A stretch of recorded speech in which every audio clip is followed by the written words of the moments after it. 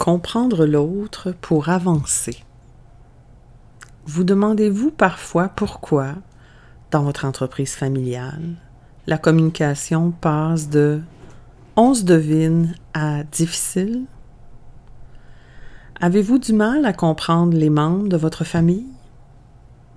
Si vous répondez oui à ces questions, alors ce billet de blog est pour vous.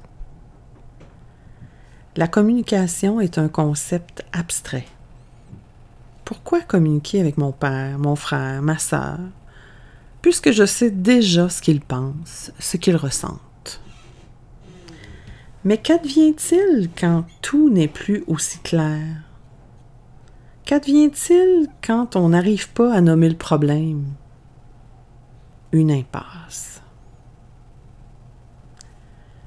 J'ai croisé le chemin de plusieurs familles qui se sont retrouvées dans une telle impasse. Et un outil bien précis leur a permis de s'en sortir. Le modèle circonflexe Dawson. Selon ce schéma, 2 variables peuvent influencer la communication. La capacité d'adaptation et la capacité de cohésion. Sur l'axe de la cohésion, axe horizontal, 4 possibilités. Désengagé, vous avez besoin de peu de proximité et vous êtes indépendant. Séparé, vous avez besoin d'une certaine proximité et vous êtes plutôt indépendant. Connecté, vous avez besoin de proximité et vous êtes plutôt dépendant.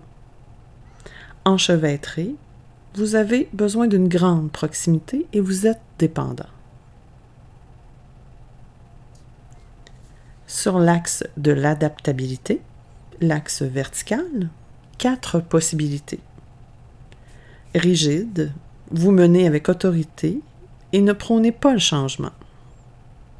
Structuré, vous partagez parfois le leadership tout en conservant un rôle stable. Vous avez accepté le changement lorsqu'il est demandé. Flexible, vous partagez le rôle de leader et vous acceptez le changement lorsqu'il est nécessaire. Chaotique, vous avez peu de leadership et vous vous perdez dans le changement. Votre position dans le schéma vous permet ainsi de comprendre si vous êtes une personne plutôt flexible ou rigide quant à votre capacité d'adaptation. Ou encore, si vous êtes une personne plutôt indépendante ou dépendante, quant à votre niveau de cohésion. Comprenez-moi bien, il n'y a pas de bonne ou de mauvaise position dans le modèle. Seulement, certaines positions facilitent la communication. Ainsi, plus vous vous situez dans les extrêmes du système, plus la communication est difficile. Et plus vous vous situez au centre, plus la communication est facile. Par exemple, 2 personnes flexibles et connectées discutent régulièrement de leur perception mutuelle. Elles s'écoutent, prennent le temps de se comprendre et s'adaptent. 2 personnes structurées et séparées, pour leur part, sont plutôt indépendantes. Elles font leurs choses chacun de leur côté, parfois ensemble. Elles ont instauré des règles et fonctionnent à l'intérieur de ces dernières. Notre position dans le modèle a donc une incidence directe sur notre mode de communication. Et connaître cette position permet de mieux se comprendre, mais aussi de mieux comprendre les autres membres de la famille.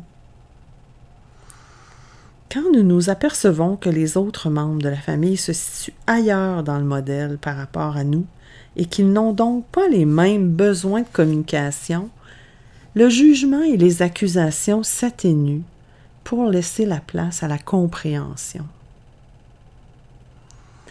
Le modèle circonflexe Dawson éclaire, en très peu de temps, les différences au sein d'une famille et contribue à ce que tout le monde baisse les armes de façon presque automatique afin d'ouvrir sur des sujets délicats sans que personne ne le prenne personnel. Pourquoi ne pas mettre à l'épreuve ce modèle? Prenons un personnage connu de la télévision québécoise, M. Samuel O'Hara de la série O. Où le situeriez-vous sur l'axe de la cohésion? Est-il proche de sa famille? J'aurais tendance à dire qu'il est enchevêtré, puisqu'il a besoin d'une grande proximité et qu'il est dépendant de sa famille. Qu'en est-il de sa position sur l'axe de l'adaptabilité? Est-il flexible face au changement? À mon avis, il est carrément rigide. Convaincu que seules ses décisions pourront faire du bien à l'entreprise. Et vous, où vous situez-vous? La question mérite d'être posée, car le modèle Dawson, en plus d'être intuitif, enlève une pression malsaine sur les épaules de tout le monde. Dès qu'on arrive à se situer dans le schéma, la pression s'efface. On peut parler plus librement et en toute confiance. Si les entreprises familiales veulent la pérennité et l'harmonie, pourquoi donc ne pas mettre un terme au non-dit et favoriser, par une communication saine, les conflits constructifs, synonyme d'innovation? La communication est l'une des nombreuses composantes qui favorisent la complicité des générations.